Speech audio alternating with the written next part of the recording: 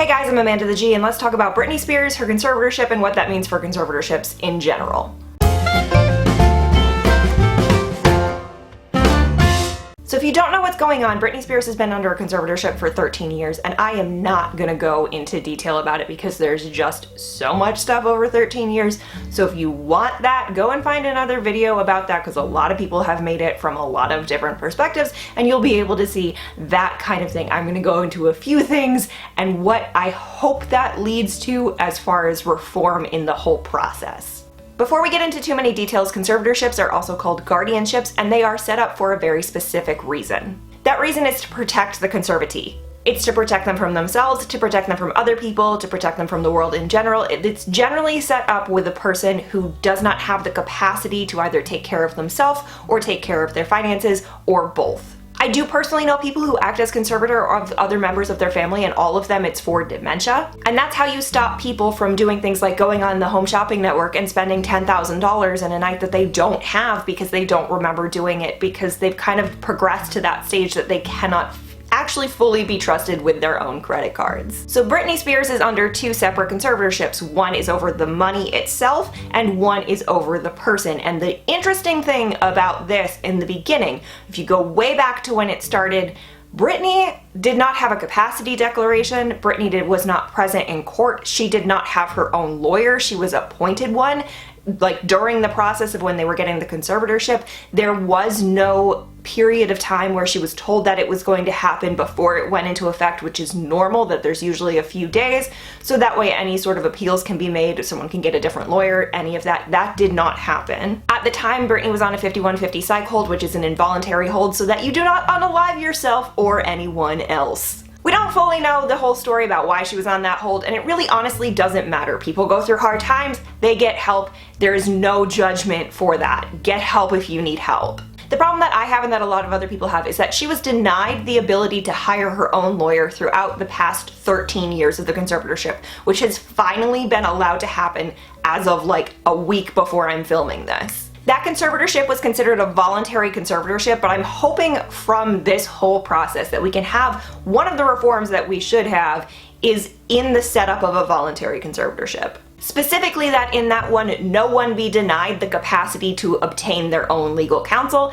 and that several day period of when it goes into effect cannot actually be waived. Having some of those things at the beginning may have caused this to go a completely different way. Another reform that I would like to see around this is specific to hiring counsel. I would personally like it if a conservatee was never actually denied the right to hire their own counsel, and if it was thought that they would have a difficulty with the actual process of doing that, that they did not have the capacity to do that, that a guardian ad litem was put into place for that person for the sole purpose of hiring them a lawyer to represent their own best interests. A guardian ad litem has a fiduciary duty to the person, which means they have to act in that person's best interest, and that person would be appointed by the court, somebody who's a neutral third party who could go and help you find a lawyer just for that purpose. That was an actual motion that was put in for the Britney Spears conservatorship, but it was found moot because she was able to hire her own lawyer, finally, after 13 years. Courts do oversee conservatorships, but I think Britney brought up quite a few things that show that overseeing may not actually be as good as it should be. Some of the things that Britney brought up in court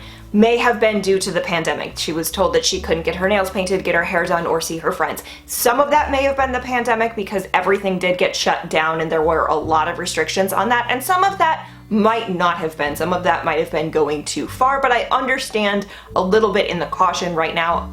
Speaking as a very cautious person, I understand the fear of getting back out in the real world when we're still kind of in the middle of everything. Some of the other stuff that she brought up is not excusable though. Things like she's not comfortable with the therapist that she sees. There is absolutely no reason for that. Even if you don't think that she has the capacity to pick her own therapist, if she is not comfortable speaking to that person, that should not be the person that she's going to, period. Another thing is having an IUD that she does not want. She should not have a foreign object in her body that she does not want there. And I don't care what's going on. I don't care if there is a mental disorder. I don't care if she's completely healthy. I don't care what is happening. If you do not want a medical device, you should not have it.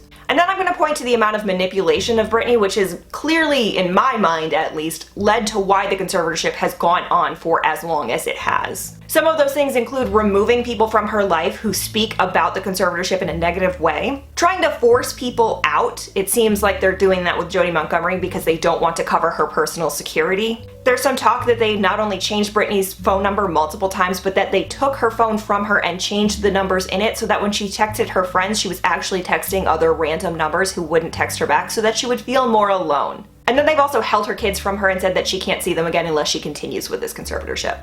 In the overseeing of conservatorships, courts will be presented all of the finances and then they agree to or disagree with the financial transactions, and other attorneys can come in and make motions to deny certain transactions. Another reason why you should have your own private attorney that you have picked if you are the conservatee, as opposed to Sam Ingham, who, let's be honest, was just a shill for Jamie Spears. Just like any other situation with a vulnerable person, there is always the capacity for abuse. We see this with things like elder abuse, child abuse, abuse of people who have mental difficulties, abuse in conservatorships. It happens. We need to have a better oversight process for that, and maybe that needs to be its own division of some sort of something, some government division of oversight into the vulnerable people so that we don't have as much of it. And maybe people who are in conservatorships, particularly those who are younger and in conservatorships, may need to be checked on more frequently by an external party to make sure, outside of the control of their conservators, that everything is actually going okay and listen to their specific concerns. I also want to mention how wild it is to me that this conservatorship happened in the first place. If you look at male pop stars, we have not done anything like that to a male pop star. That has not happened. Justin Bieber's parents did not take over his entire finances and his entire life legally for 13 years because he was out there getting drunk and peeing in buckets.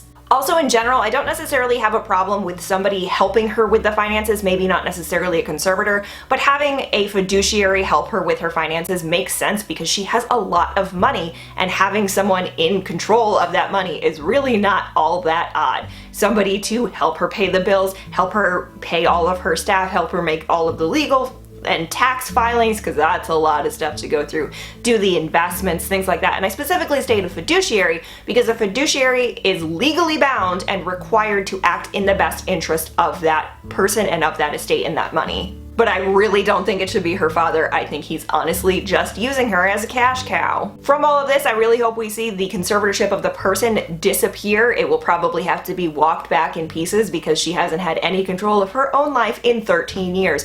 But I would like that to go away and hopefully reforms be put in place so that way not only does this not happen to like Britney or some big pop star again, but the normal everyday people who may be under conservatorships that are not healthy and are just exploitive. Stay fresh, cheese bags. Oh my god, I am sweating like a mofo. I need a towel. I need to sit on a towel.